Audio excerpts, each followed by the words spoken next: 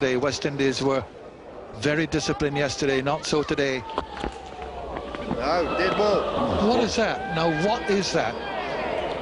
It's a no ball. He was over the front. I don't know what's going on. I mean, that typifies the frustration of the West Indies. I just can't understand this. That's something I haven't seen on a test match field, I don't think ever. Down the wicket, and then what was that all about?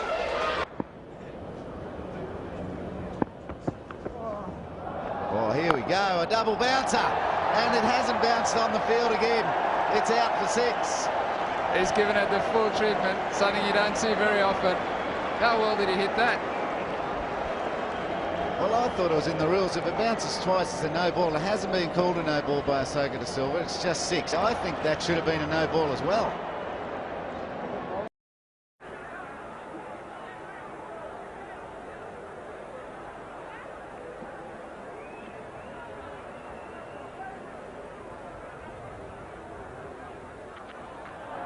This is going to be a Spetague from Phil Simmons. 1 bounce, was it? No, 6. It's been signalled. I don't think it was a legitimate Spetague. I think it just slipped out.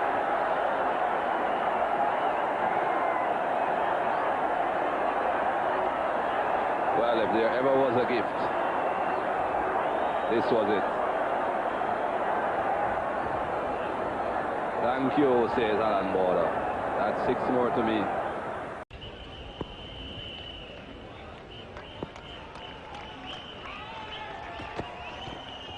Oh, that is 4 wides. Actually be 5 wides. And I think that may have been an attempted in-swing from Zahir Khan. He got it all wrong. The wicketkeeper not really making any attempt at all. He just made no effort to go in the direction of the ball. Stayed where he was. You can see they're not even in the picture, Dravid. But that was wide. And even had he gone in the direction, made an effort, and not have stopped those runs.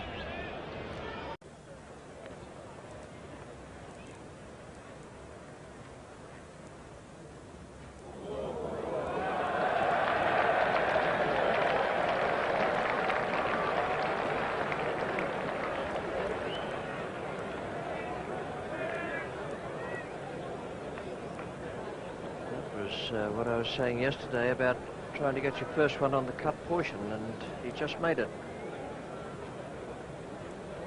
I tell you that whatever butterflies were twitching around in these nether regions a few moments ago, they'll be intensified now.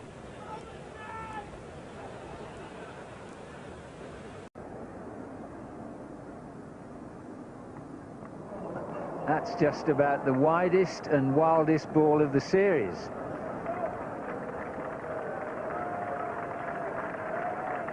Well, umpire Bird has got to get his bearings after that. Unseen by Russell Tiffin. Oh, now he's completely lost. It's a free hit. Look at that. He's hit it hockey style through mid-wicket before. Umpires are just going to have a little bit of a conference here. I think McMillan was within his rights to do that. Did his arm come over the top? Did the ball come over the top? Ball's delivered once his arm rotates and comes over. His dead ball, that's common sense from the umpire. The batsman is within his rights once the ball is delivered, and it has come over, his arm has come over there. Now he's within his rights to go and strike it anywhere he wants, which he did. It's one of those spirit of the game things that it's not the done thing. Well within the laws of the...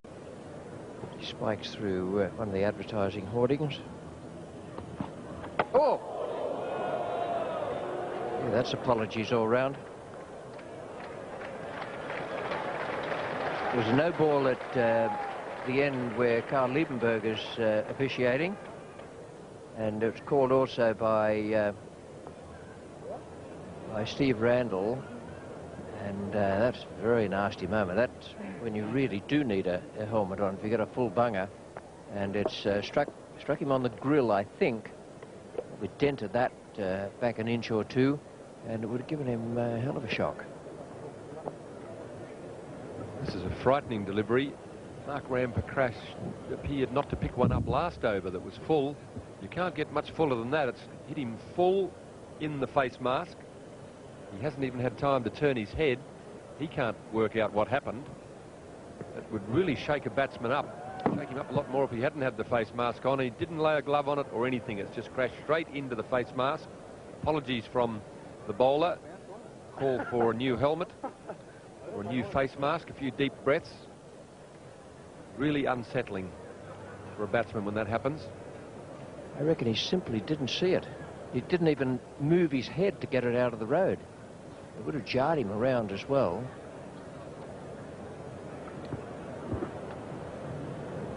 But not for one moment does he move his head. I reckon the ball was about a foot away from his face before he realised what it was.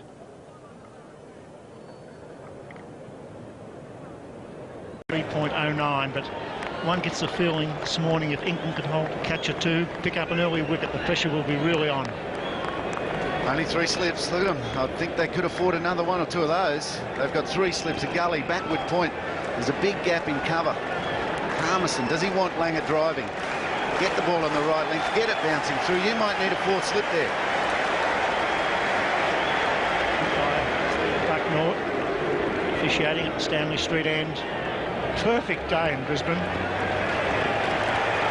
The first ball, the first test match. Whoa, wide delivery, taken a slip by the skipper. The nerves are showing already. Well, when Mark Nicholas asked me was I nervous in the com box just about 20 minutes ago, I said not as nervous as the guy will be who's running up to bowl the first ball. And now it's the second. He's going to be petrified now. They might need 4 slips to catch this.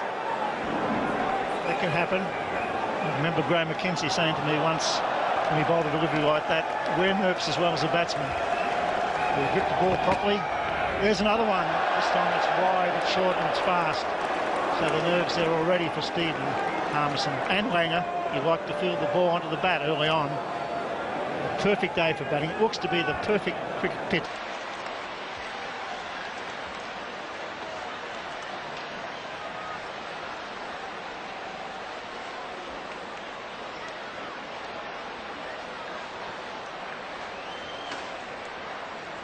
On discussion.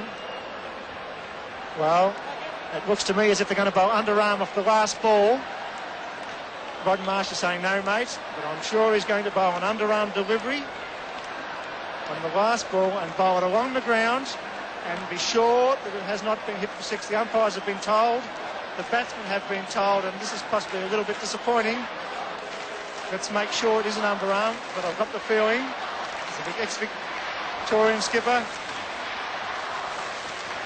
We're going to bowl an underarm. We ever believed it? And that's a disappointing finish. Disappointed Brian McKechnie, the crowd boo. And it's all over. After 50 overs, New Zealand 8 for 229. Well, that's disappointing. Bruce Edgar saying, what's going on? But very disappointed, Bruce Edgar. At the moment, Howard coming onto the field.